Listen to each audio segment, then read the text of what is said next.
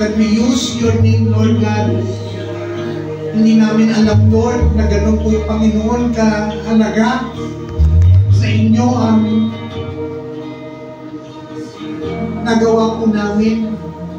Dahil sa aming kamangmangan, dahil sa kakulangan ng aming kaalaman, Lord, lagi po namin, Panginoon, nagagamit ang iyong pangalan. Na-disrespect ka namin, dishonor ka namin, Lord. Pero ngayon, salamat sa inyong aral, sa inyong turo, naniniwala po kami na ito po ay tama. Na sa buhay po namin sa susunod ay nakalooban mo ang masunod, Panginoon. Kaya nga, Lord, in this day, Lord, we ask your Spirit, Lord, to continue to become our teacher. Turuan po kami ng kung anong dapat po namin gagawin, kaming iisipin at sasabihin, Panginoon, na nakapagbibigay sa inyo ng kaluhuran at kaluwalhatian. Amen. Salamat sa inyong biyaya, sa inyong pag-ibig, Lord, na iniiwas po kami, Panginoon, sa kaparusahan. At alam po namin, ang buhay na ito ay magiging blessed, Lord, dahil doon pa lamang sa third commandments, Lord, mga kasunod na kami, Panginoon.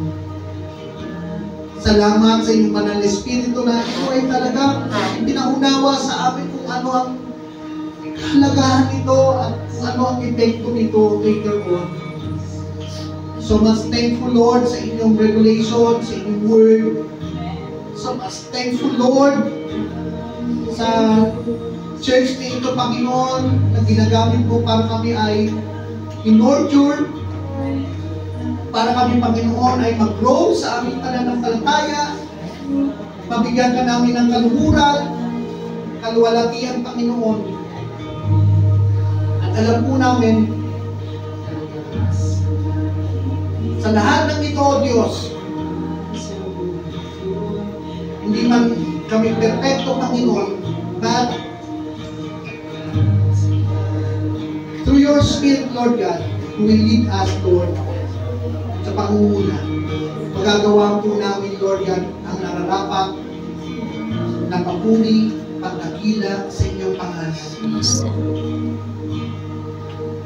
Salamat, Panginoon, sa inyong pangalan na ikinabit sa aming buhay. Dala-dala po namin.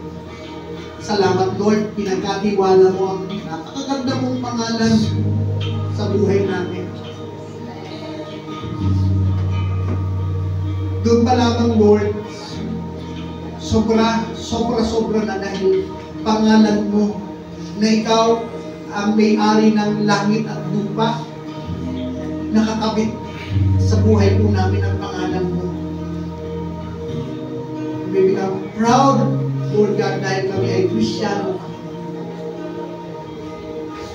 Thank you, Lord, na kami ay blessed sa inyong word, Panginoon, so much.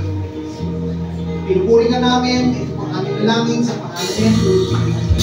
Amen.